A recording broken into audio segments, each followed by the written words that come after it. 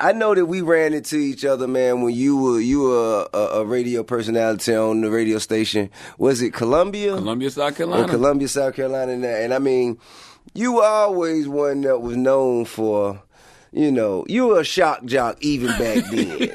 You know what's so crazy about the term shock jock is funny to me because it's like, what's shocking about, I guess, just speaking your mind? What's shocking about just being honest with your observations? This is true. Because I've seen real shock jocks that'll do stuff like sacrifice pigs in cathedrals. What? Oh yeah.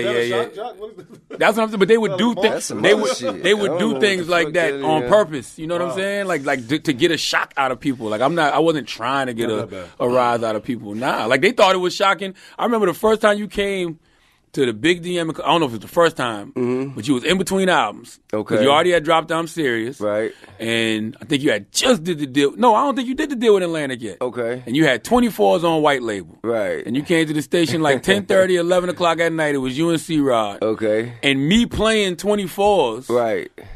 Without consulting the program director. That was a big deal. That was considered shocking. That was a big deal. That's not shocking. I'm like, you playing music. I understand. Absolutely. They try to control the DJ's ability to break music when that's what the DJ is supposed to be in place for.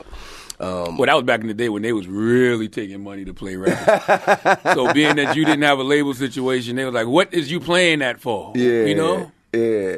I mean, how much of your method of interviewing is reflective of your true personality, and how much sauce are you putting on it, you know what I'm saying, just to be provocative, and because that's what people kind of expect from Charlamagne. I don't think I do it anymore. It was a period where I used to do that, especially when you get caught up in the when you start seeing magazines and shit say like the hip hop Howard Stern, right? Which I don't like because you don't never see them compare a white guy to a black guy. That makes sense. You know what I'm saying? That makes sense. Like to me, he not. I like Howard. I respect him. Right. But he not the bar for me. You know what I'm saying? Right. The bar for you. What would the bar be? I mean, I like Petey Green, man. Yeah, Petey Green was the truth. And Petey was Howard OG. Yeah. Petey had a TV show that he put Howard on back in the day before everybody knew who Howard Stern was. Petey Green from D.C. Yep. I know Damani definitely don't know who he was. Yeah, Petey Green from D.C., Don Cheadle did a movie about him. Yeah. Talk to me. Talk to me. I think he kind of helped.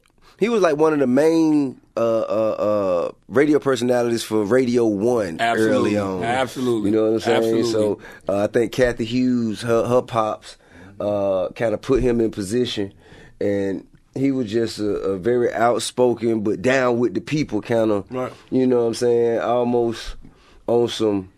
If you would have took Rudy Ray Moore and put him on the radio. Absolutely. You know what I'm saying? Yeah. And that actually fucked me up, though, when they started calling me the hip-hop Howard Stern. Yeah, that's not the right matchup. So exactly. So when I start paying attention, I always have paid attention to Howard. So I'm like, well, damn, what do they like about Howard? So that'll have you in there sniffing J-Lo's seat and shit. You know what I'm saying? Bringing porn stars in there and tying them up. We have a class about just honesty. Yeah, but it was a period. It was a level of integrity that comes with your work. It was a period I was doing that bullshit, though. It was a split second. I mean, it was a period where that shit was just kind of like, it was like status quo. When you think about, of course, they call you a shock jock, but when I think about the differentiation between you and other personalities like Star and Buck Wild, you know what I'm saying? Yeah. Like, have you ever been concerned with going too far? Nah, because I think I have a different level of integrity that keep me from doing things that they did that I just would never think about doing. Like, I'm not going to insult nobody's children. Right. I'm not going to threaten nobody's children. You know what I'm saying? I'm not going to, make no jokes about nobody's children in the way that Star did with Envy's kids. You know what I'm saying? I'm not going. I'm not going to play plane I crash. I didn't know about that. Yeah, absolutely. Oh yeah, he got a record. The shit was wild. Shit was wild. That's what I'm saying. I'm not going to do that. I'm not going to play plane sound effects crashing when somebody died. Like I'm not going to do all of that. You know what I'm saying? Well, by the way, some people might look at some things that I've said and be like, well, I wouldn't do that. Well, I haven't heard you really say. I just heard you be completely honest at times. That's what I attempt brutally. to be. But sometimes, but it's cool though. I think that's necessary. Yes, because a lot of motherfuckers need to be put in their place. That's a fact. You know the game need referees. Yeah, you know what I'm saying. Motherfuckers get carried away with themselves. That's why I like when guys like you started to be more vocal outside of the music.